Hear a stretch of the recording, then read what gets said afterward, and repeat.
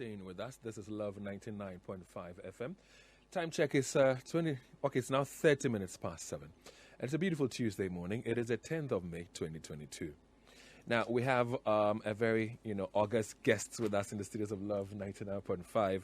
And we're just about to have our main conversation for the morning. Now, I've been saying all morning that picture this. Imagine that you wake up today and then you try to place a call to a dear one of yours.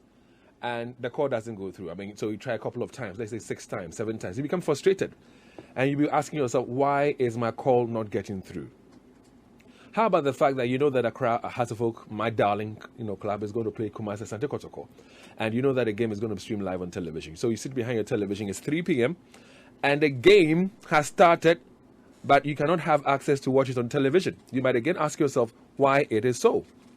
Maybe you want to send some urgent, cash to a dear one. Say your grandmother in the village. She's not well. She has to buy some medicines and you want to send some money to her. And try as you may, the transaction is not going through. You try, you're told transaction failed. You try, transaction failed. So you become frustrated because your grandmother keeps, let's say, calling you, or you know that she needs the money, but the money is not getting to her.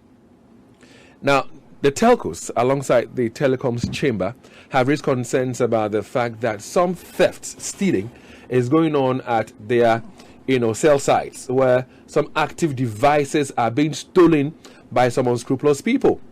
And the fear is that if this goes on, it's going to create a problem for us where we would be making phone calls, the calls will not be going through. We'll be eager to watch our television games live on our television, and it's not going to come our way, plus many others. So the fact that they're concerned about the situation, they've decided to bring to your attention what we all can do to salvage the situation. And so with us in the studios is Mr. Stephen Zoroaster, Jay, and he is Director, Network Service Operations and Enterprise, Airtel Tigo. But aside from the fact that he's called Stephen Jay, I got to hear of a new name this morning. Gideon mentioned it, your nickname. Zoro, yeah. So I don't know, the short form of Zoroaster. Okay, makes it easier. Yeah. So let me say Zoro. Also with us in the studios is Dr. Ken Ashigbe, and he is the CEO of the Telecoms Chamber. Uncle Ken, good morning. Morning. How many of these fugus do you have anyway? Well, you see, I wear only African stuff. So, in terms of branding, Ghanaian stuff, in fact. I decided that maybe for this year, I do a lot more of that. So, I'm investing into that. But the interesting thing is that when I used to be CTO for this business, there are smocks that I have in those days that I still wear at this time. It just tells you the quality of what we do here. And I'm sure some of your suits, definitely my smocks have outlasted them. I'm sure. Good to have you guys with us in the studios of Love 99.5. And listeners, listen, if you have issues with your telcos, feel free. You have Airtel Tigo represented here. And Uncle Ken himself is the CEO of the Telecoms Chamber. So if you have any concern with the telcos, feel free, ask questions. Stephen is here as part of the chamber. I understand. Not really Airtel Tigo. Okay. So you can send us voice notes telling them about your issues, your concerns. Send it to 05511119995. Again, e-levy has kicked in 10 days ago. If you have any issue with the e-levy as it's rolling, again, feel free and ask questions. Send your voice notes in to 05511119995. But our main conversation, like I talked about earlier, has to do with the stealing of active devices that, of course, could create a problem for you and for me. But before we delve into this theft or thievery that's going on, Uncle Ken, 10 days after the introduction, in fact, the collection of e-levy, how do you say it's been? I think generally for a project, it's gone quite well. If you look at the size of the project itself, this is a project that had over 300 charging entities going live on the 1st of May. And you had, if you consider mobile money, for example, the use cases are several, and we've been able to smoothly go over them. When we went live, definitely there were a few challenges here and there in terms of overcharging, that wrong, and undercharging as well, that had to be dealt with. And the focus for the charging entities was to deal with the issues of overcharging. So those who were wrongfully charged, for example, all of that have been sorted out. There was one particular one that we knew was going to happen because we had gone in for the modified phased approach. So we are not connecting to the common platform, which means that if you send money from yourself, from say Airtel Tigo money to say Vodafone or MTN mobile money, on the other side, we will not be able to tell that is you. So the law says that that particular transaction should have been for free. So there would be a levy on it. So what the Commissioner General did was to say that put in place a refund mechanism so that if you called your the network you sent it from, they then would be able to take your national ID that you used on the other side and then take the transaction ID, do a check, and then be able to refund that to you. So as we speak, that still persists, and it will persist till July when we are fully integrated to the common platform. And then also there are situations where some of the networks, for example, because of their charging model, they are capped at a particular figure, say 1,000 cedis. So beyond that, their charges don't increase. But the e-levy has no cap. So when it started, it meant that the e-levy was still being capped. And so for those particular people, they were undercharged, and I believe they are still being undercharged for the tax.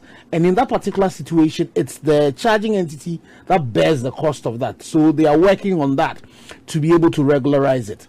Also, you know that the law says that the exemption of 100 cedis is per person. So if you have multiple wallets, they're supposed to aggregate all of that to 100 cedis, and then beyond that you are charged. But because we are not connected to the common platform now, David, if you have more than one wallet, it means that you're getting the exemption on both of them, which means that government is a loss of revenue for government, but it's because of the modified phased approach that we have. So I think generally the project has started well. I know that after the second day we're supposed to start sweeping money back to government. I know that has started happening.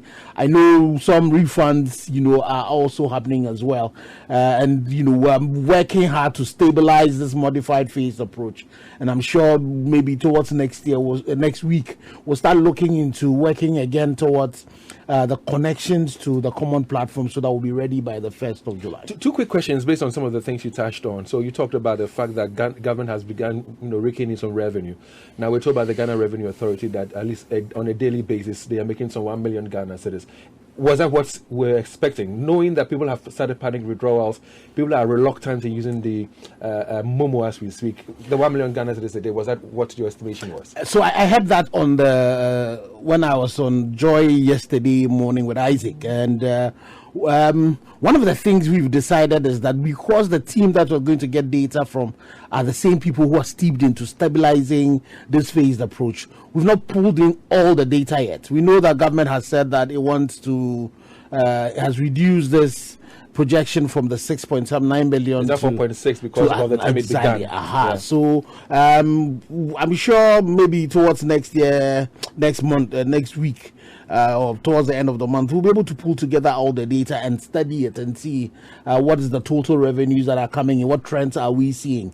You hear people talking about panic withdrawals, you hear people, some of the agents talking about it. But if you consider the fact that transactions are still going through, wait to see what the total data is to be able to tell. But do we have an idea as to how much we're expecting to rake in on a daily basis? So what would have to happen is that you have to take that 4.5 billion that government is saying and divide by the number of days that were left of the year to be able to compute. I don't have that readily in mind, but something that definitely we'll look at.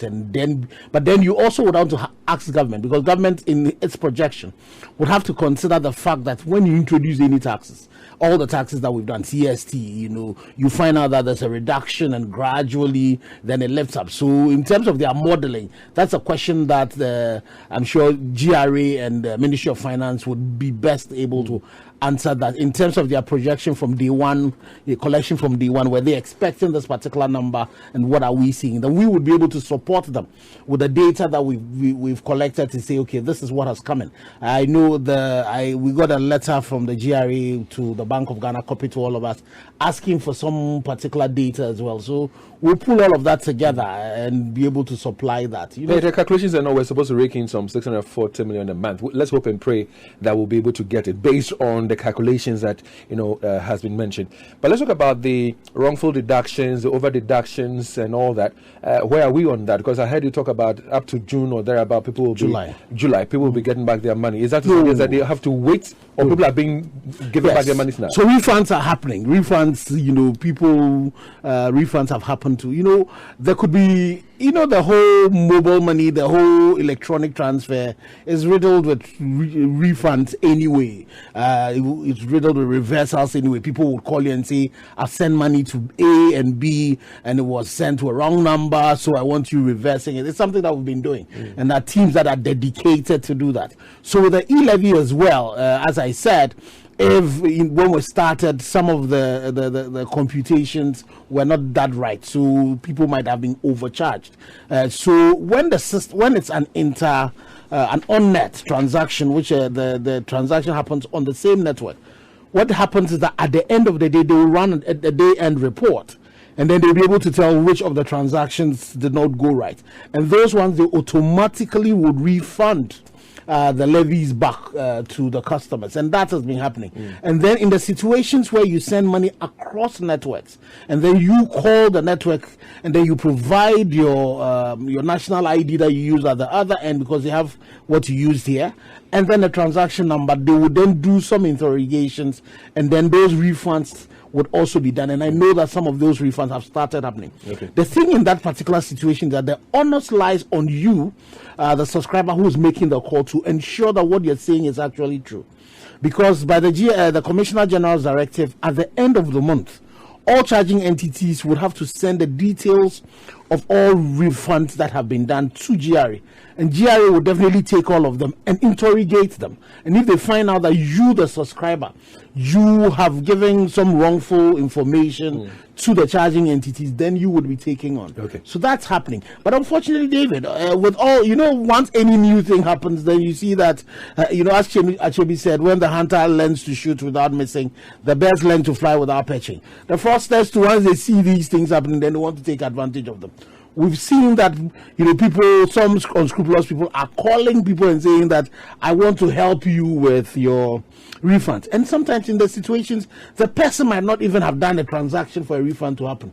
But sometimes the greed in all of us, some of us too, also comes into play. And then they play along with these people. And if you're not careful, what then would happen is that you end up giving your PIN number to these people, and they would use that to withdraw the money from your account. So we are urging everybody that for the refunds and the reversal processes, it does not start with the charging entity calling you, and GRA is not involved at all. So if anybody calls you to say that I am from GRA, I am calling you to help you for your refund or your reversal, please.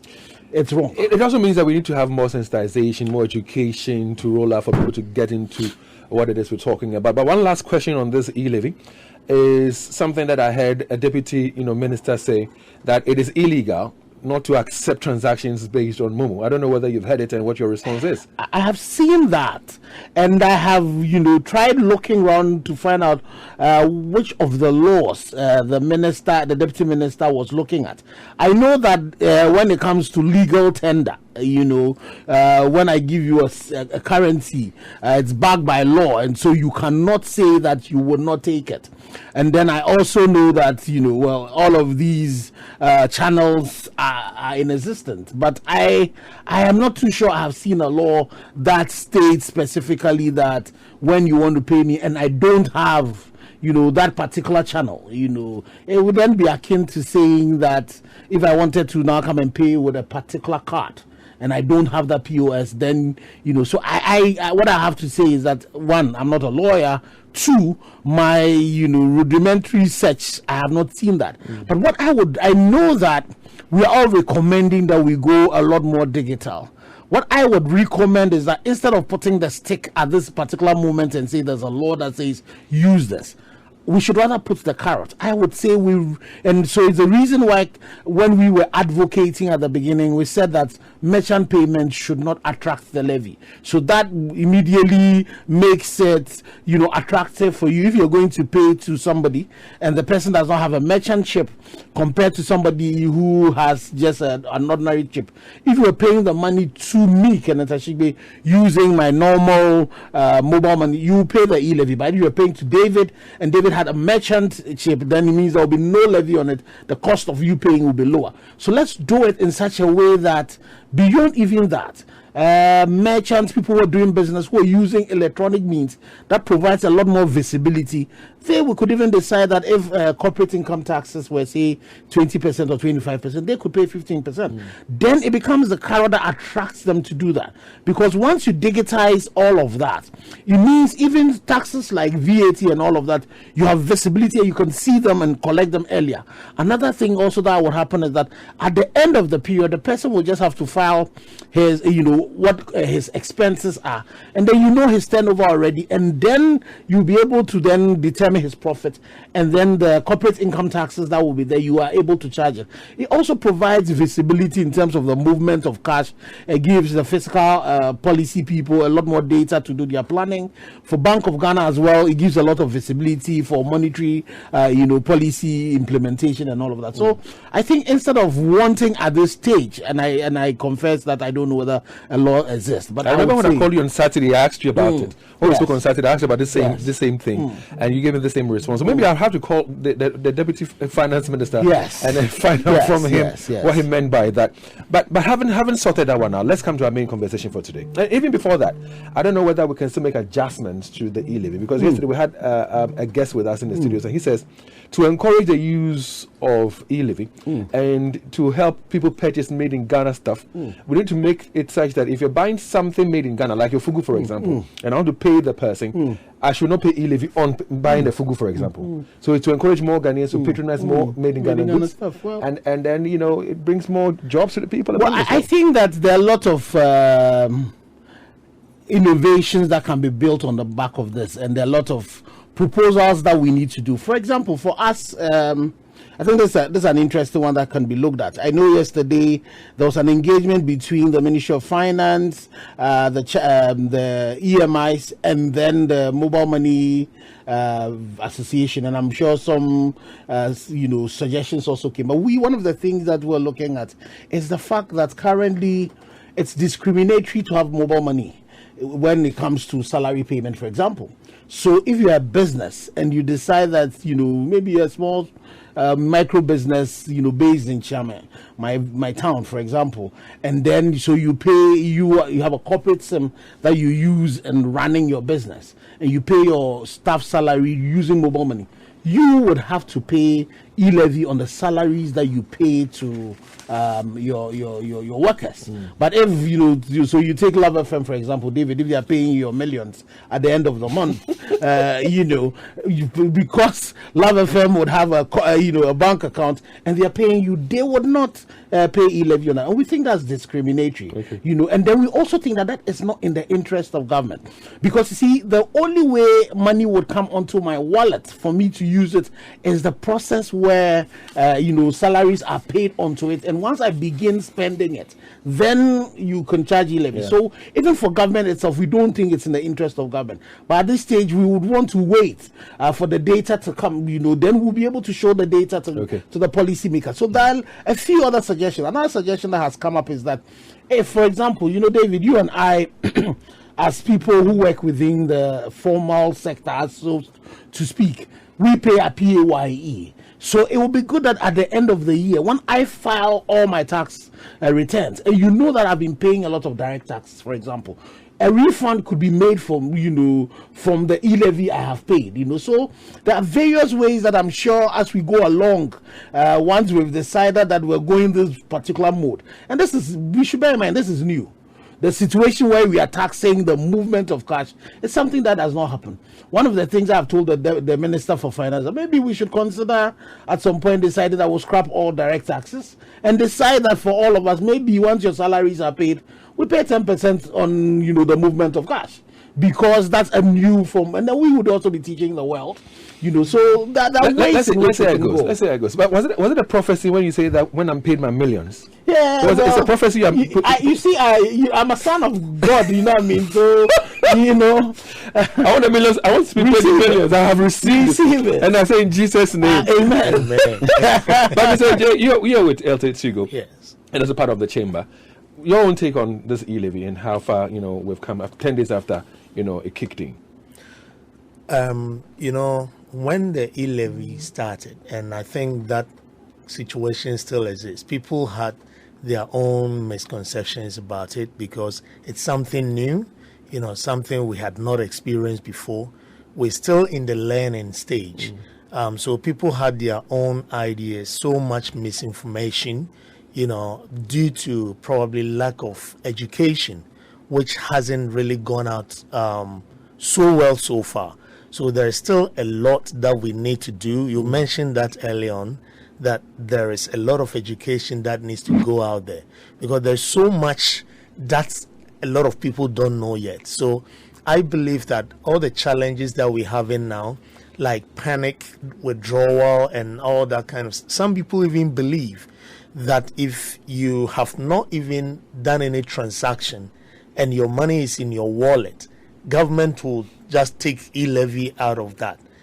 This is something people believe even without doing any kind of transaction. So we need to really go down to the grassroots and educate the people like we're doing now, but this is not enough. Most of the people out there probably don't even have the chance to listen to what we are discussing. So what I say to you, Mr. J, is that our doors are opened. Just pay us something small, and we'll have such conversations periodically. The GRA, the telcos, the telecoms chamber. This one is GRA that is leading this particular project. But you guys have to pay the money. No, but we already a charge. We are collecting the money on behalf of government and spending money to do so.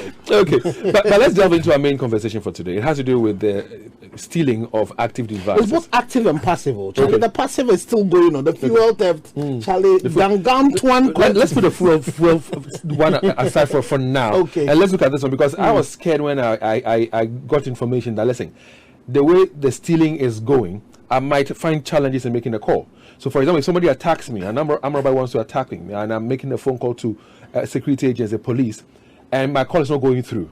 I'm making some transaction and it's not going through. It's of concern to me. So, for the benefit of myself and my listeners, educate us on what these active devices are, and how come people are stealing them. Well, thank you very much, and David, and we thank you for this opportunity to have this conversation.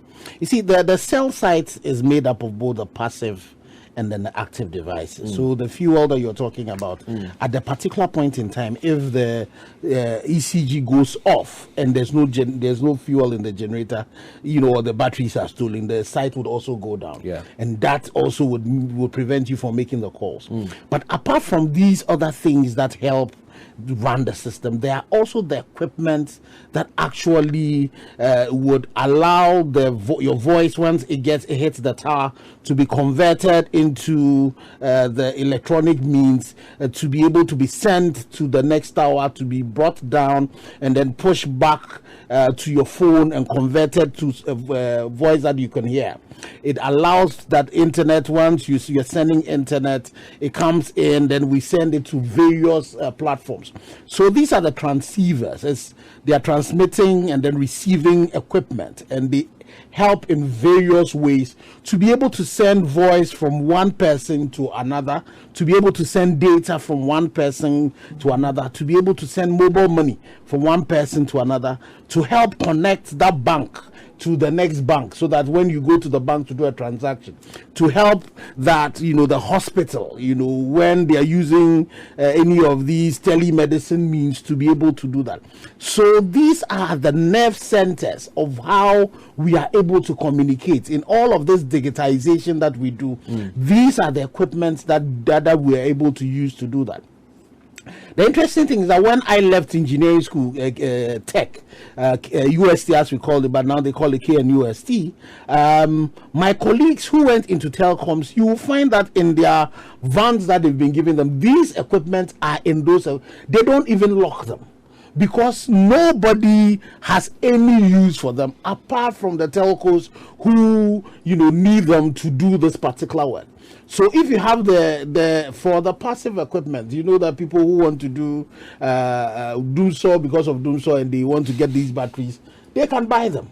Fuel, the people take them, siphon them even out of cars, and they go and sell them. So you can understand. Copper, they go and scrap them, and you can. But this one, it definitely means that there are some big men sitting somewhere coordinating these things and getting people to go into the field, steal them for them, and then they sell them. Big men in Ghana, outside Ghana, sell them in Ghana, sell them outside Ghana. The interesting thing is that if you're going to sell them in Ghana, you're either going to sell them to another telco, you're going to sell them to any of the institutions that do these things. But because for any of these equipment that come into this jurisdiction, the NCA would require you to clear these equipment, and so the serial numbers are known, and now there's a lot more closer collaboration amongst us. So these equipment, and then when they hit the sites too, they steal from the last one that happened yesterday, for example, and that was in Tamale.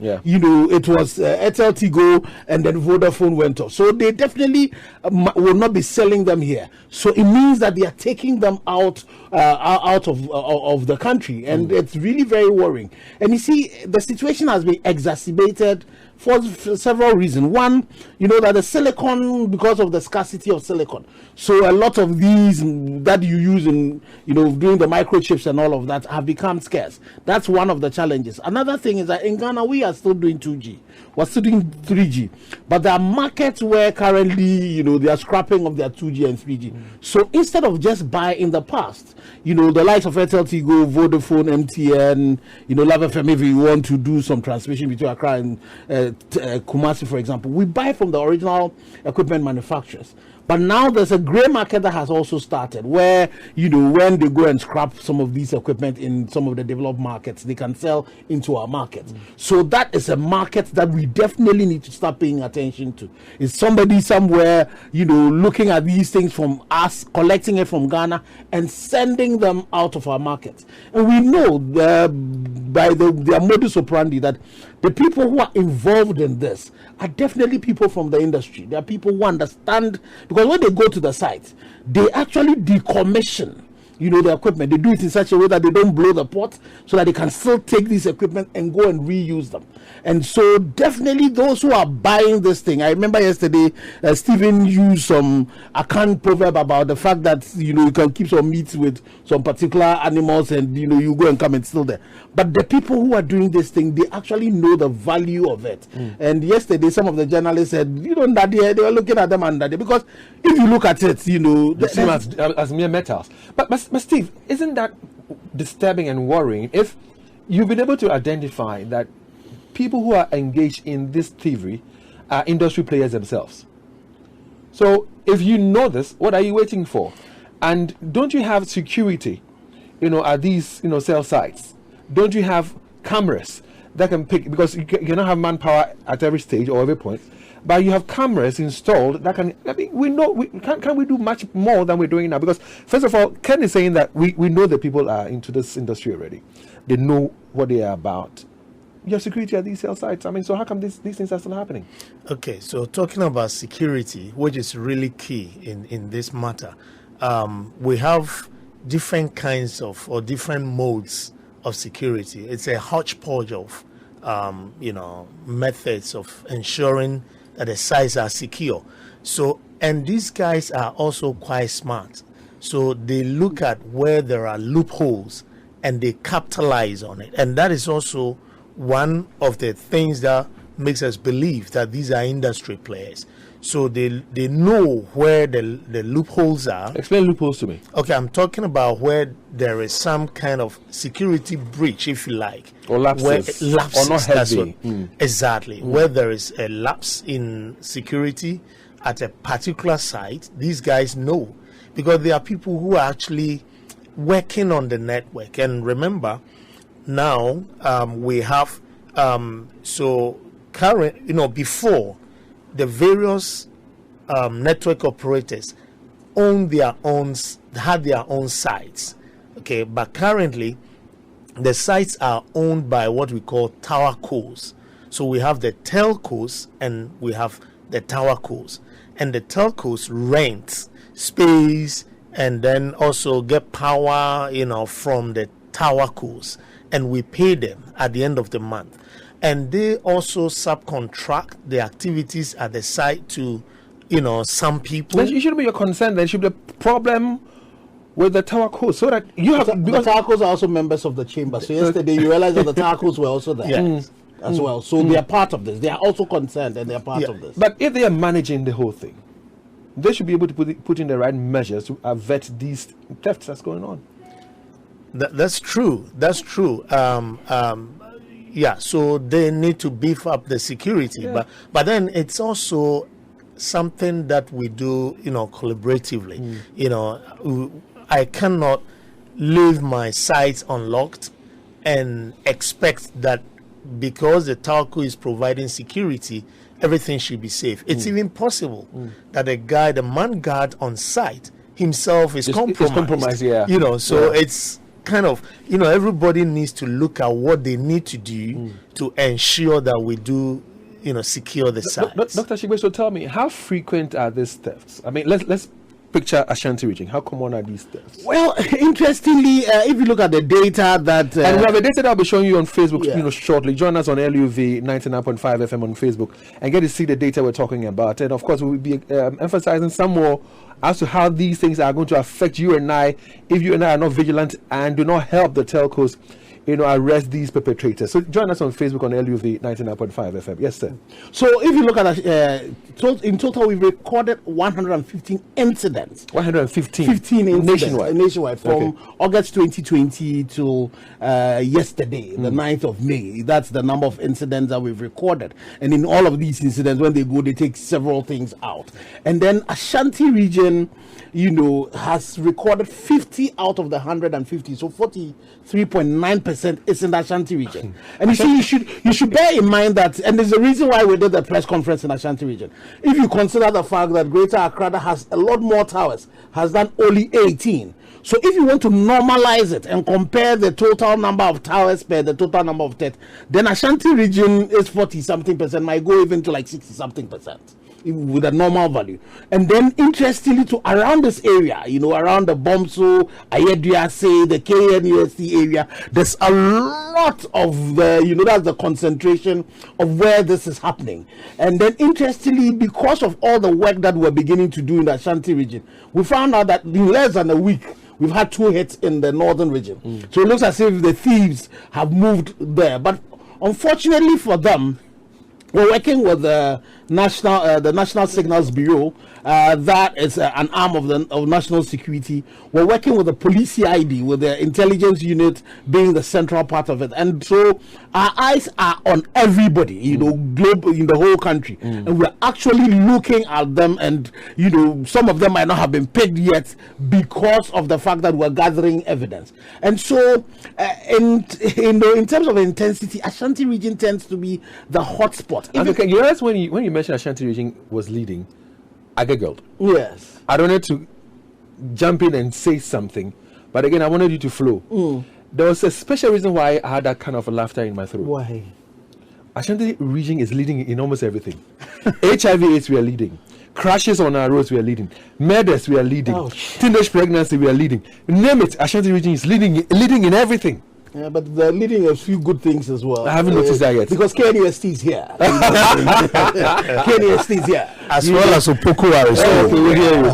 But how expensive are these, active devices we're talking about? And once these thievery are ongoing, do you have backup such that you're replacing them so it does not affect communication Because you mentioned even transaction at the banks. Yes.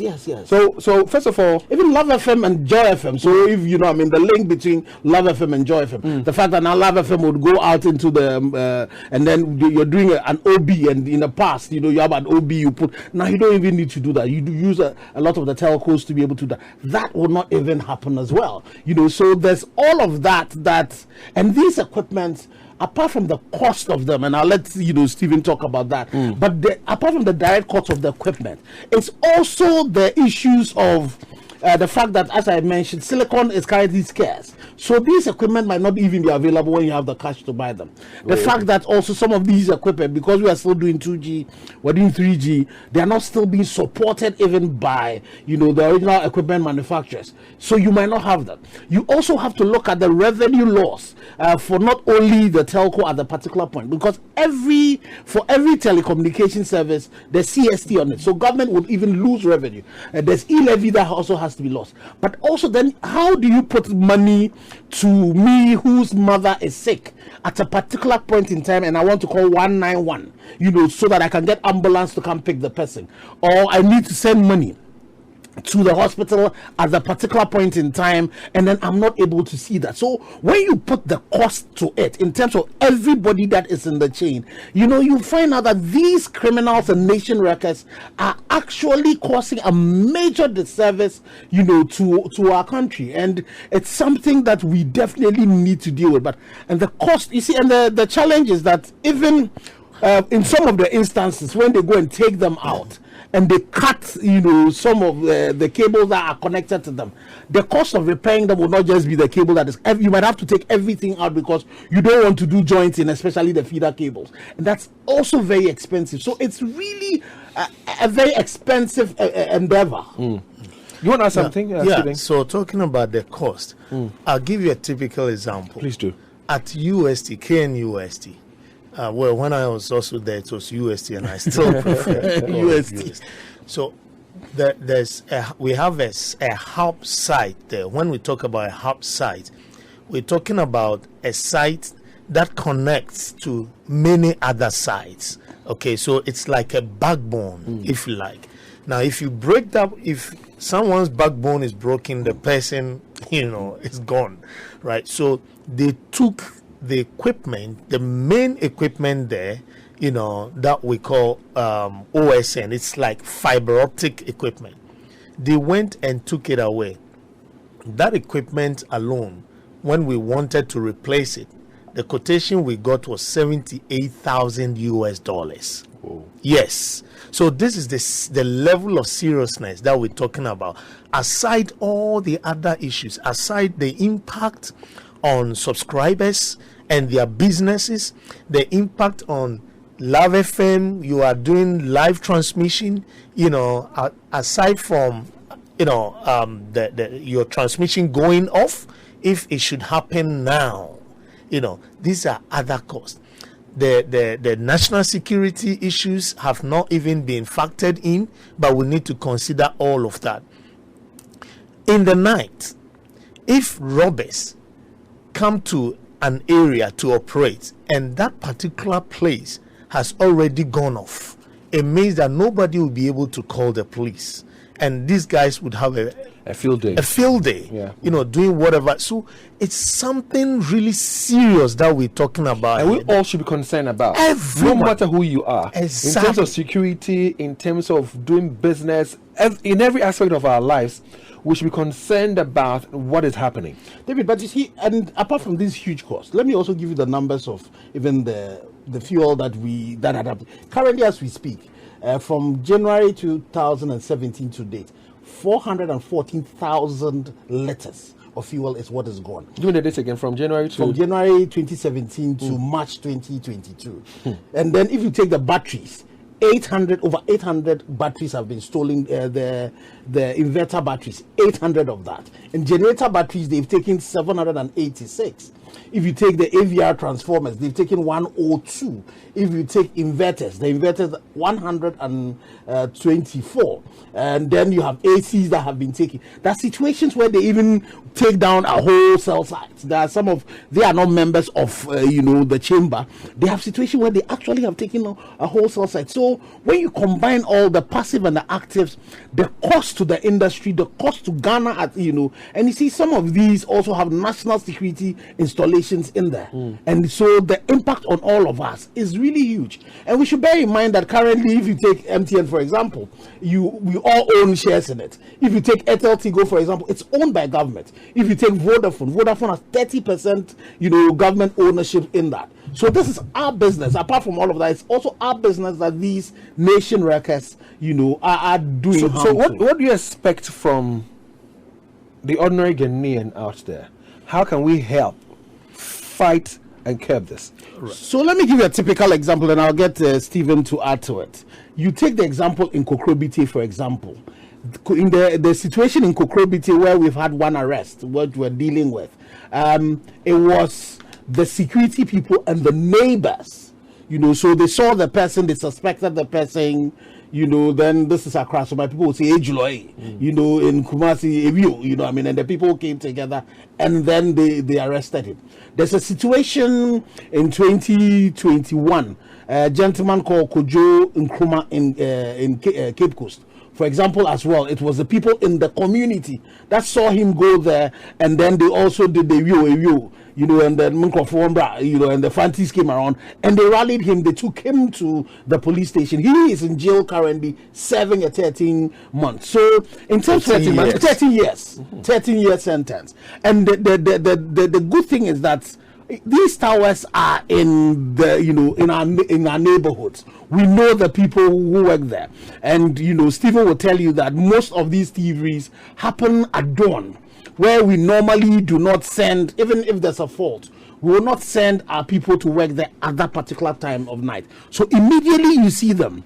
Multiple things you can do. If you can get you can get people in the neighborhood. You scream you get them to come together, be able to arrest them. The thing we all caution is that when you catch them, don't beat them up. If you slap sometimes, unless the man is resisting arrest, and because by the law you cannot be judge and jury.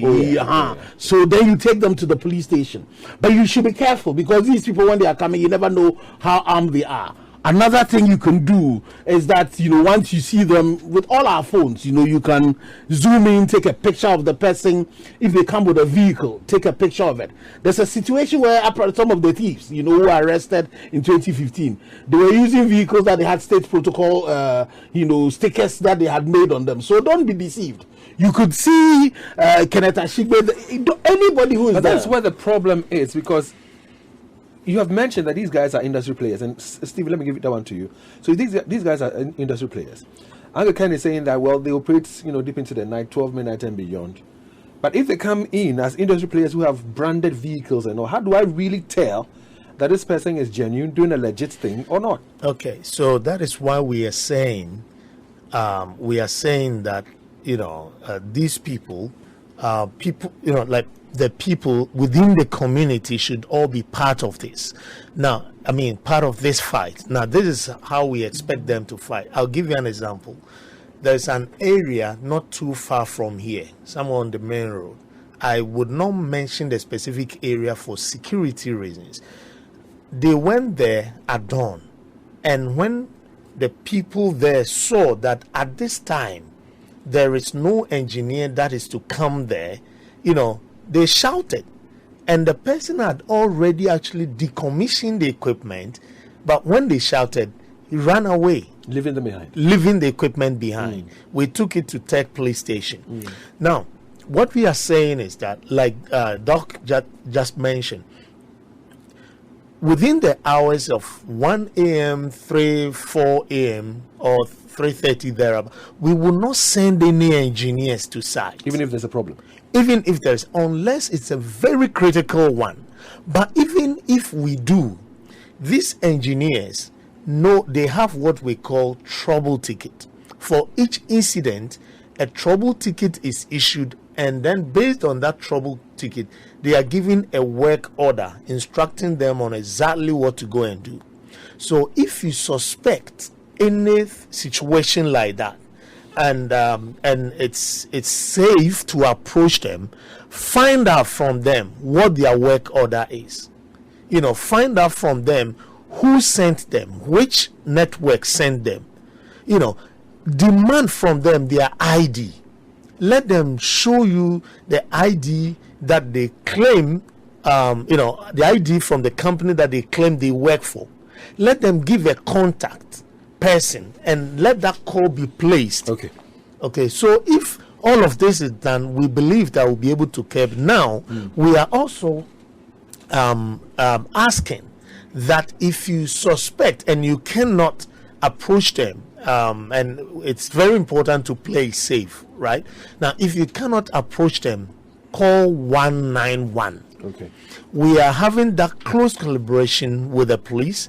Once you call that number and tell the operator that you are in this location and you suspect that there is thievery happening at this site, within the area, the patrol team will quickly rush in there and grab the person.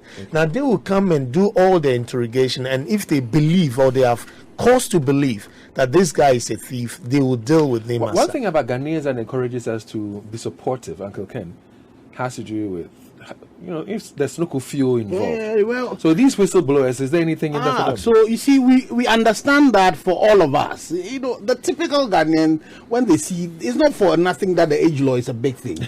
Once we see or review, once we see something is going wrong, we would want to help. We also know that now that we all know that this one is about our own, safety and all of that, people will do. But beyond that, because of the cost to us, what we are proposing is that for any whistleblower that would give information that would lead to an arrest, we have a bounty that would give you a very handsome reward. You want to disclose it? No, not yet. Okay. But it's handsome. So depending, and it depends on what is involved. And beyond what you give to us that the police will start working with, is that if we are able to successfully prosecute that person and the person is jailed, we would also add up to that. So in terms of the reward, it's in two phases. Reward for bringing out the information that would lead to the arrest, we would reward, and then once we are able to successfully, with the evidence, be able to prosecute that, we will add up to it. And one of the assurances that we want to give, as Stephen has said, is that once you call the police, and then, or if you call the police, you are not successful, you can even call the 100, the telco 100 line as well. We guarantee that nobody would know that you were the person involved. So safety is important, and confidentiality. So your identity will not be disclosed at all. All they're looking for is to apprehend the perpetrators, and then you get some compensation for your trouble as well. Listen, join us now on 03220-83596. And like I said, we have had 3 different conversations already. We've talked about the e-levy.